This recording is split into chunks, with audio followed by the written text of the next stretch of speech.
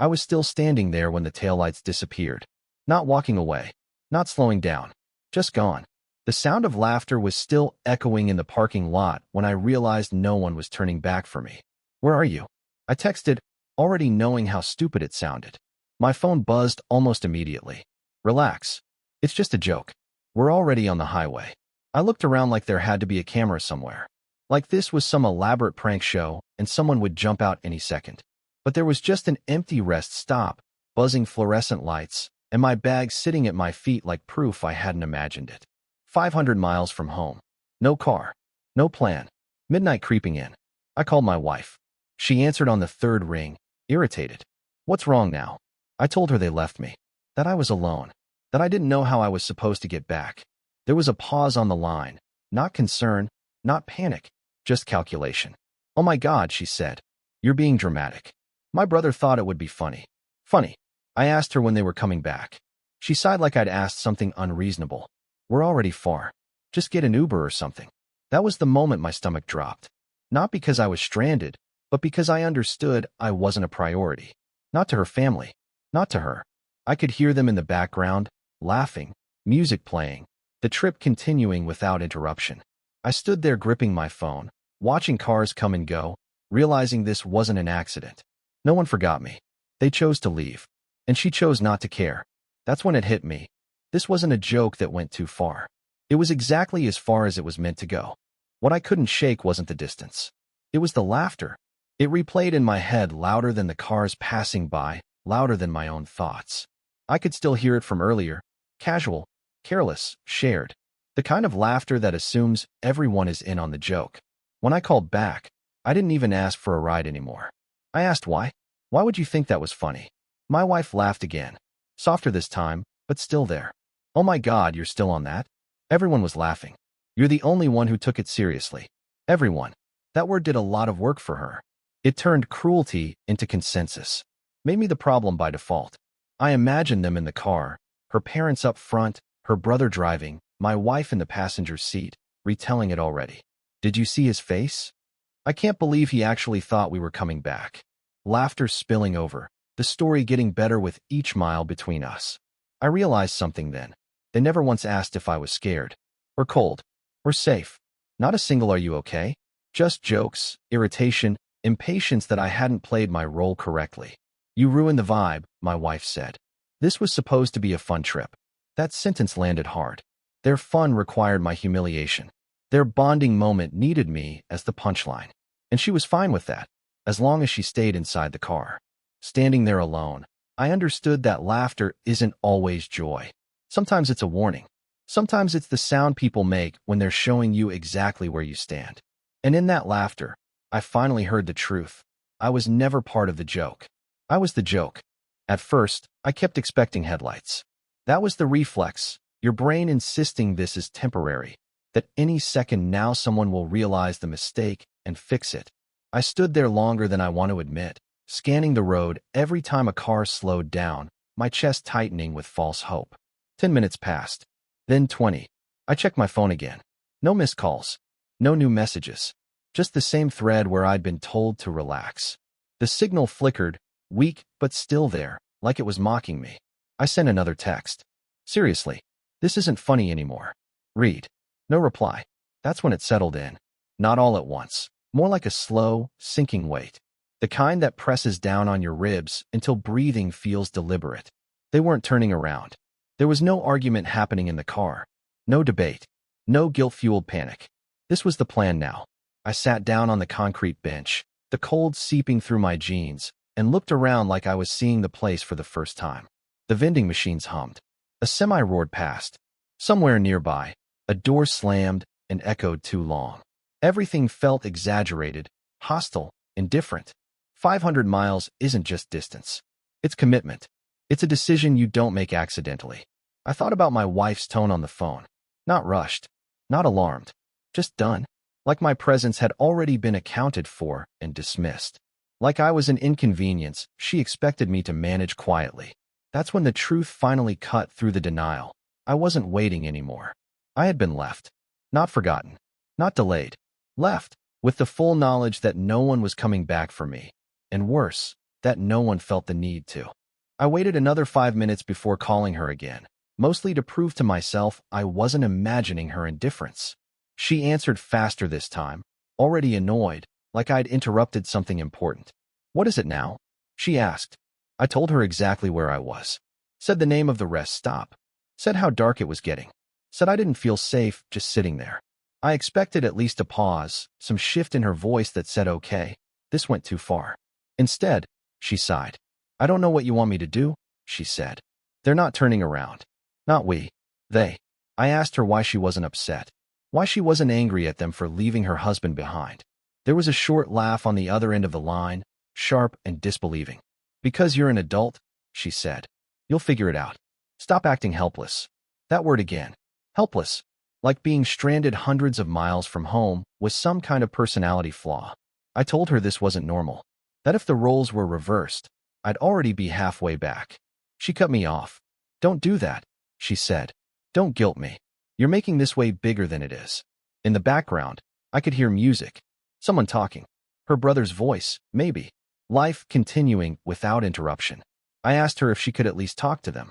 Ask them to come back. She hesitated, just a second too long. "I'm not starting a fight with my family over this," she said. "You're not worth the drama." The line went quiet after that. Not disconnected. Just silent. Like she was waiting for me to accept it. That was the moment I understood the call wasn't about logistics. It was about loyalty. And she had already made her choice. That phrase followed me for the rest of the night. "It's not a big deal."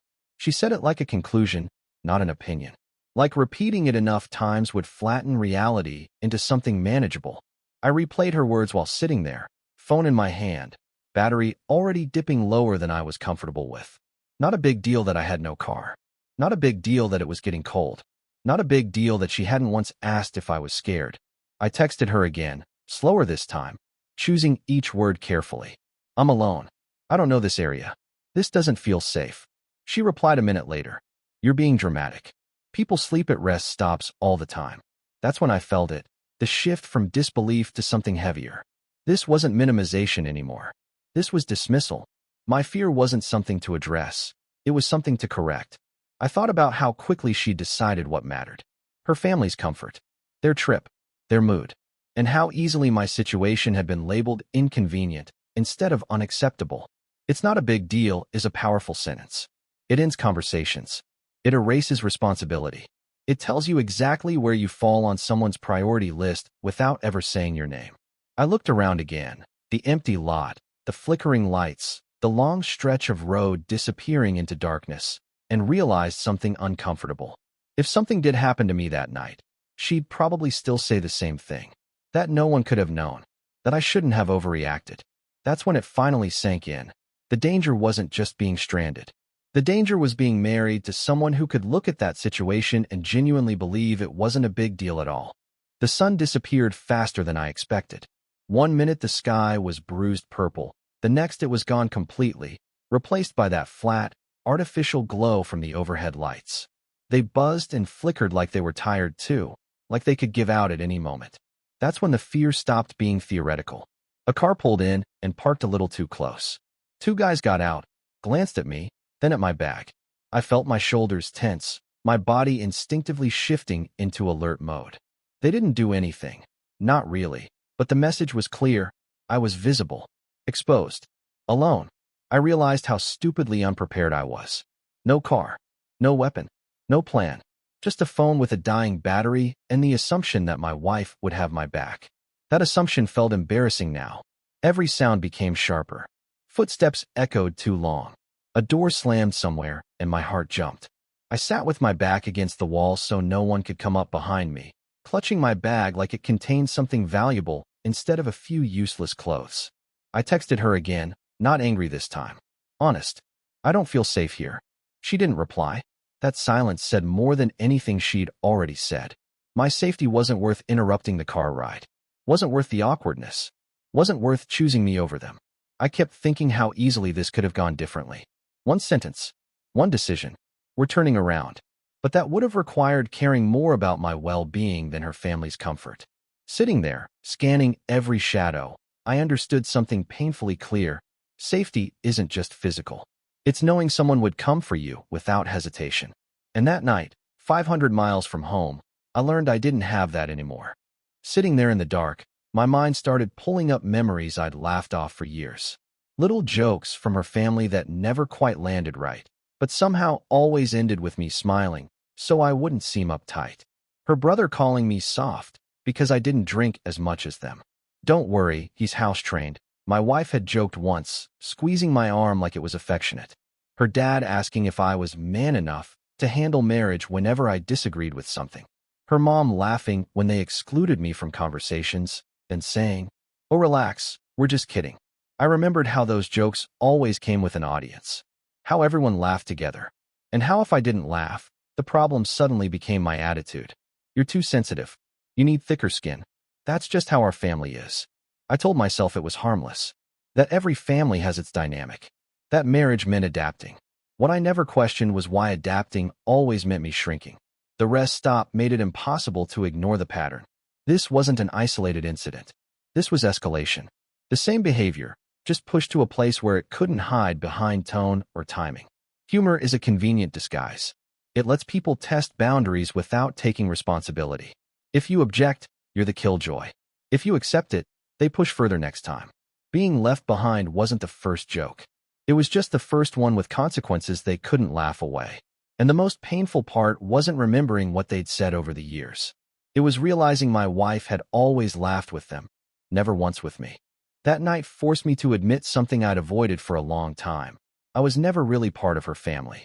I was an accessory, someone attached to her, tolerated as long as I stayed agreeable and quiet. I thought about every holiday where I felt like a guest instead of family. Inside jokes I wasn't meant to understand. Decisions made without me, then explained afterward like a courtesy. Seating arrangements where I somehow always ended up at the edge of the table, physically mirroring where I stood emotionally.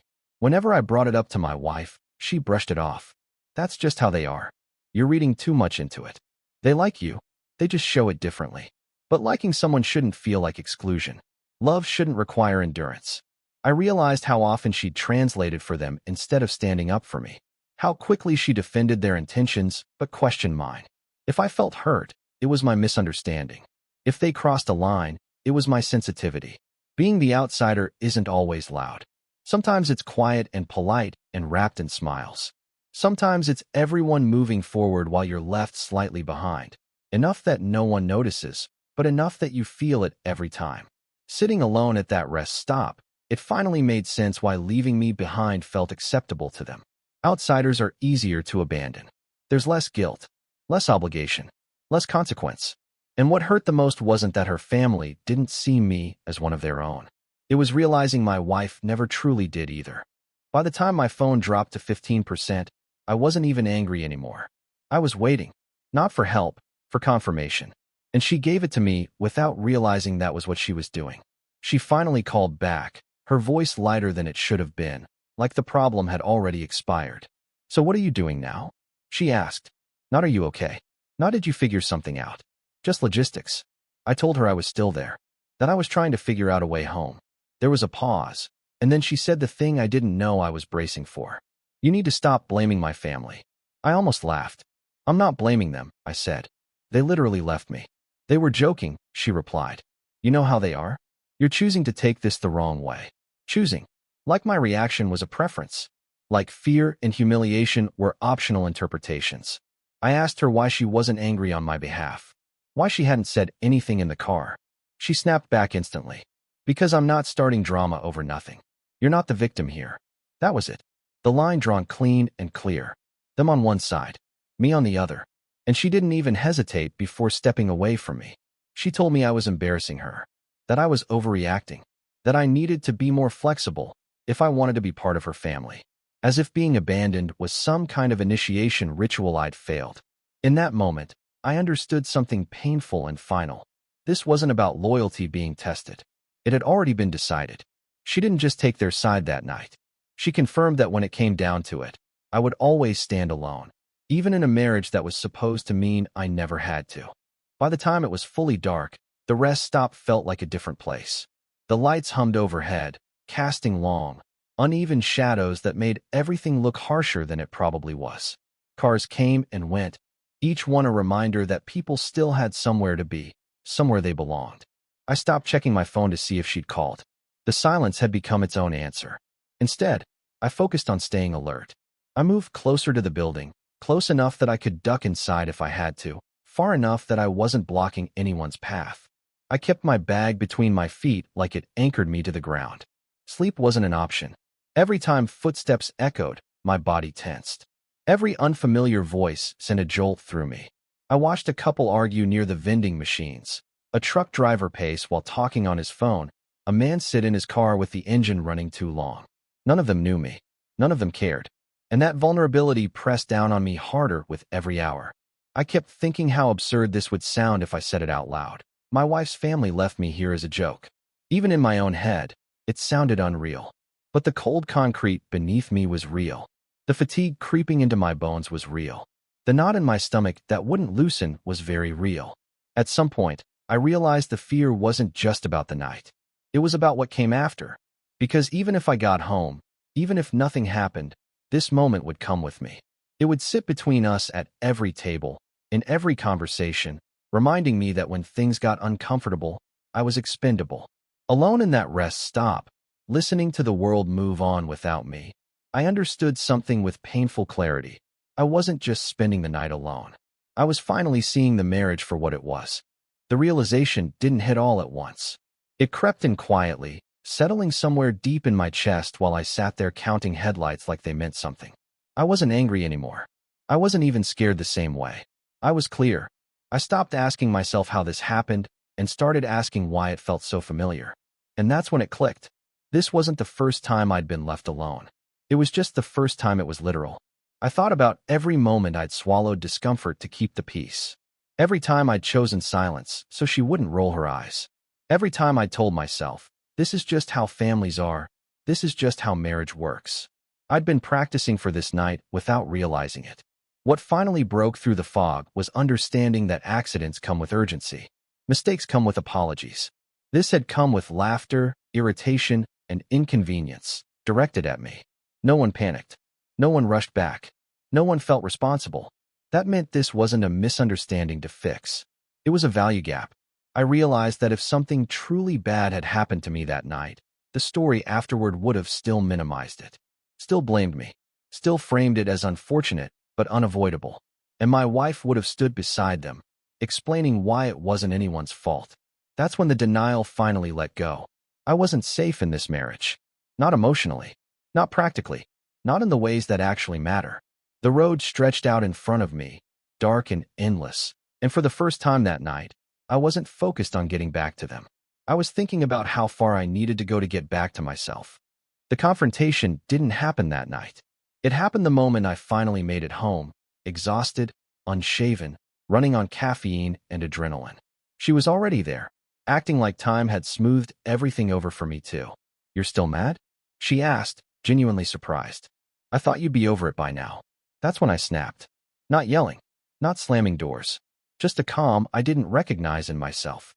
I told her exactly what that night felt like. The fear, the isolation, the realization that no one cared enough to come back. She crossed her arms immediately. Defensive. "I already said they were joking. I don't know what more you want." I told her I wanted her on my side. I wanted to hear her say it was wrong, that it shouldn't have happened, that she wouldn't let it happen again. She shook her head. "I'm not throwing my family under the bus because you can't take a joke." That sentence settled everything. I asked her, quietly, if she understood how dangerous it was, how abandoned I felt. She shrugged. Nothing happened, did it? There it was. Outcome over intent. Survival over safety. As long as I made it back, the method didn't matter. I told her that leaving your spouse behind like that isn't funny. That defending it says something about priorities. About loyalty. She looked at me like I was speaking a foreign language. "You're being dramatic," she said. "And honestly, this is making me question you." I realized then this confrontation wasn't about accountability. It was about control. About whether I'd accept her version of reality or insist on my own.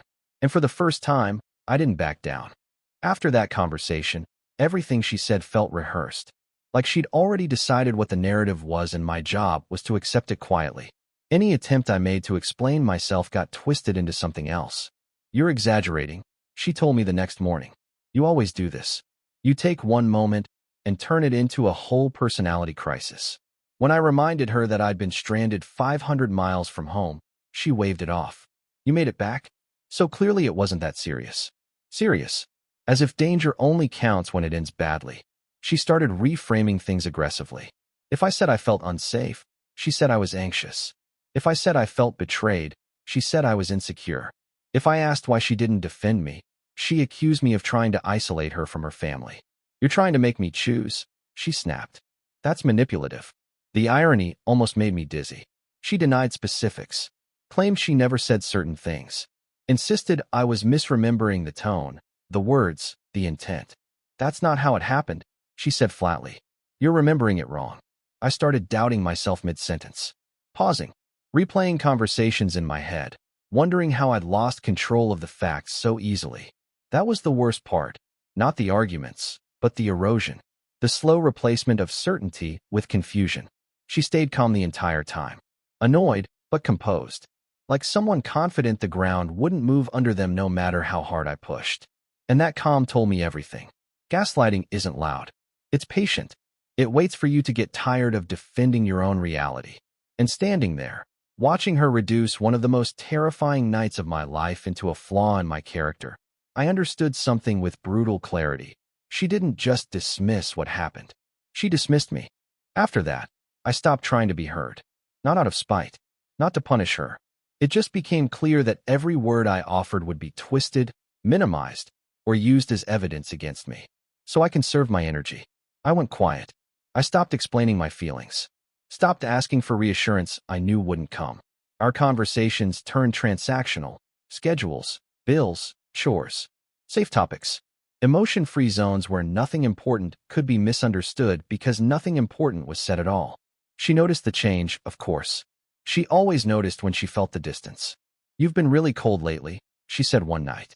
What's your problem now? I almost told her. Almost explained that cold was better than exposed. That distance hurt less than reaching for someone who kept stepping back. But I didn't. I just shrugged. And the look on her face told me she wasn't actually interested in the answer anyway. What surprised me was the relief. The constant knot in my chest loosened once I stopped hoping she'd suddenly show up for me emotionally. The disappointment faded when expectation did. I slept better, thought clearer, started feeling like myself again, not the version of me always bracing for dismissal. Withdrawal wasn't weakness. It was instinct. The part of me that still valued himself pulling back before there was nothing left to protect. I realized I wasn't shutting down because I didn't care. I was shutting down because I finally did. Acceptance didn't arrive like closure. It arrived like silence, steady, unemotional, undeniable. One morning I woke up and realized I wasn't angry anymore. I wasn't replaying conversations. I wasn't waiting for an apology that would never come. I just knew that what happened at that rest stop wasn't an exception. It was a demonstration. A moment where pressure stripped away excuses and showed me exactly where I ranked. Below comfort, below convenience, below keeping the peace with her family. Distance followed naturally. I stopped seeking her approval. Stopped trying to be understood by someone committed to misunderstanding me. I moved through the house like a guest who already knew he wouldn't be staying long. Polite, quiet, detached. She seemed fine with it, almost relieved. Like my emotional absence made things easier for her.